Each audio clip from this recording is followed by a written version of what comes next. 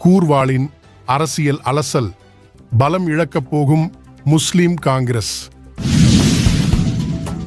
அரசியல் சூதாட்டத்தில் சிக்கித் தவிக்கும் கிழக்கின் அரசியல் களம். மீண்டும் ஒரு முறை ஏமாறப்போகும் வாக்காளர்கள். கிழக்கின் அனைத்து முஸ்லிம் பாராளுமன்ற உறுப்பினர்களும் ரணிலை ஆதரிக்க முடிவு. கூர்வாளின் அரசியல் அலசல். எது எவ்வாறோ சூத்திரங்கள் ஒன்றும் பலிக்காமல் போனால் குறித்த காலத்தில் ஜனாதிபதி தேர்தலை எதிர்கொண்டுதான் ஆக வேண்டும். இன்றைய நிலையில் மொட்டுக் கட்சியானது தனித்து நின்று ஒன்றையும் சாதிக்க முடியாது என்பது அவர்கள் அறியாமலும் இல்லை. அதனால் இறுதி நேரத்தில் ரணிலோடு இணைந்தே தேர்தலை எதிர்கொள்ளும் என்று எதிர்பார்க்கப்படுகிறது.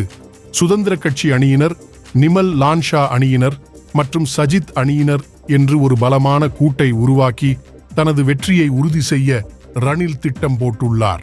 இவ்வாறான ஒரு கூட்டு உருவாகும் என்றால் மக்கள் காங்கிரஸ் தங்களது ஆதரவை வழங்கும் என்றும் அதன் தலைவர் ரிஷாட் உறுதி வழங்கியுள்ளதாகவும் அறிய கிடைக்கின்றது.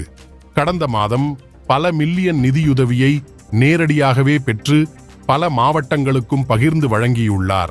அந்த வகையில் மட்டக்களப்பு மாவட்டத்தில் அமீர் அலியின் வேண்டுகோளுக்கு 30 மில்லியன் நிதியை தலைவர் ரிஷாட் வழங்கியது தெரிய வந்துள்ளது. இவைகள் அனைத்தும் ரணில் மற்றும் ரிஷாட் பேச்சின் பின்னரே சாத்தியமானது.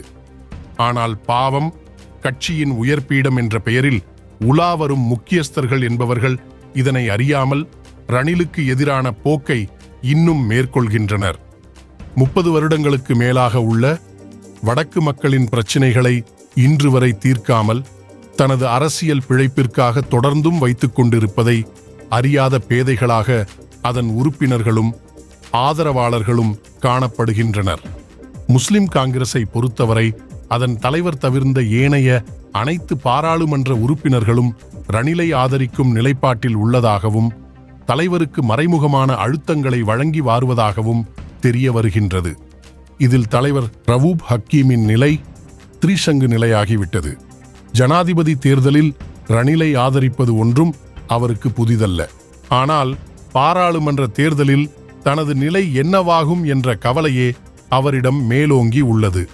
முஸ்லிம் காங்கிரசின் தலைவராக இருந்து கொண்டு சஜித் அணியின் கம்பளை தொகுதி அமைப்பாளராகவும் செயற்படும் நிலையில் ரணிலோடு இணைந்தால் தனது இருப்பிற்கே சேதாரமாகிவிடும் என்பதை சிந்திக்கின்றார். ஆனால் இவற்றிற்கு இணங்கவில்லை என்றால் ஏனைய பாராளுமன்ற உறுப்பினர்கள் ரணிலோடு இணைவதை யாராலும் தடுக்க முடியாமல் போகும் என்பதற்கு பல சம்பவங்கள் கிழக்கு முழுவதும் இடம்பெறுகிறது.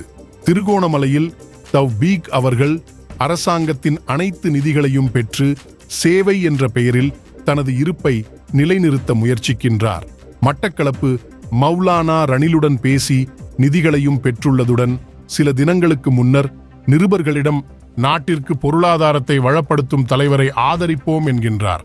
சஜித் அணியோடு இருந்து கொண்டு உறுதியாக சஜித்திற்கு தான் எங்களின் ஆதரவு என்று கூற முடியாமல் சுற்றி வளைத்து காதை தொடுகின்றார்.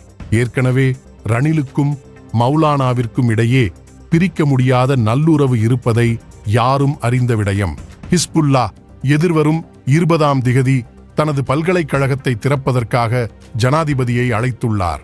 அவருடைய வாழ்நாள் சாதனையான பல்கலைக்கழகத்தை மீண்டும் கையகப்படுத்தியதற்கு ரணிலே காரணம். ஹிஸ்புல்லாவிற்கு தனது சுயநலன், தனது வருமானம் இதுவே முதன்மையானது. அதற்காக என்ன வேண்டும் என்றாலும் செய்யக்கூடியவர். அரசியலிலும் தனிப்பட்ட ரீதியிலும் ஹிஸ்புல்லாவிற்கு ரணிலே அவசியமானவர். அம்பாறையில் ஹரீஸ் மற்றும் பைசல் காசிம் இருவரும் வெளிப்படையாகவே தங்களின் ஆதரவை ரணிலுக்கு வழங்க தயங்க மாட்டார்கள் என்பது எப்போதே தெரிந்த ஒன்று. ஆதரவாளர்களின் பலத்த எதிர்ப்புகளையும் மீறி வெளிப்படையாகவே ரணிலை ஆதரிக்கும் நிலைப்பாட்டை பொது மேடைகளில் கூறி வருகின்றனர். நிலைமைகள் இவ்வாறு இருப்பதால் முஸ்லிம் காங்கிரசின் தலைவர் சிந்திக்க வேண்டிய நிலையில் இருக்கின்றார்.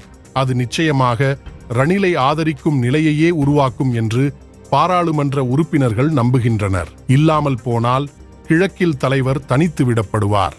இந்த நிலையை ரவூப் ஹக்கீம் ஒருபோதும் விரும்ப மாட்டார்.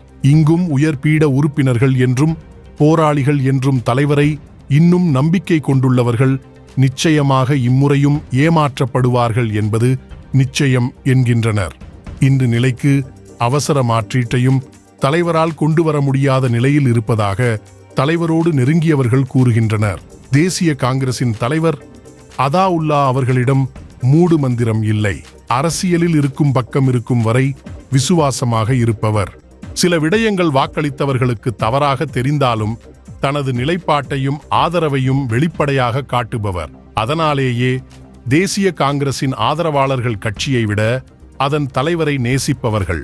அதுவே எல்லா காலமும் அவரை ஆதரிக்க காரணம் எனலாம். அதனால் இம்முறை ரணில் வேட்பாளராக அறிவிக்கப்பட்டால் அதாவுல்லா அவரை ஆதரிக்கும் நிலையே உள்ளது. இறுதியாக பொத்துவில் பாராளுமன்ற உறுப்பினர் முஷர்ரப் விசுவாசம், நற்பெயர் என்பதை பற்றி கவலைப்படாமல் யார் தாலி அறுத்தாலும் அடுத்த பாராளுமன்ற தேர்தலில் தனது இருப்பை தக்க வைத்துக் கொள்ள பாடுபடுபவர். அவரின் கடந்த கால நடவடிக்கைகள் சமூகம் தீர்வு என்ற பெயரில் இரைச்சலுடன் நகர்ந்தாலும் எல்லோராலும் விமர்சிக்கப்பட்டவர். தனது இருப்பிற்காக தனக்கு சம்பந்தம் இல்லாத அல்லது வேறு யாரும் செய்ததை இறுதியில் சென்றுதான் செய்வதாக கூறி பெயர் பெற நினைப்பவர் என்ற விமர்சனங்களை எதிர்கொள்ளுபவர். வெளிப்படையாக ரணிலை தயங்காது ஆதரிப்பவர் என்றாலும் எதிர்வரும் பொது தேர்தலில் தனது இருப்பை தக்க வைக்கவே அனைத்தையும் நகர்த்துபவர். ஆக மொத்தத்தில் கிழக்கின் அரசியல் நிலை ஒட்டுமொத்த முஸ்லிம் பாராளுமன்ற உறுப்பினர்களும் ரணிலின் பக்கமே இவ்வாறு இருப்பதால் கிழக்கு முஸ்லிம்களின் பெரும்பான்மை ரணிலுக்கு ஆதரவாகவே இருக்கும் நிலை தோன்றியுள்ளது. கூர்வாளின் அரசியல் அலசல்.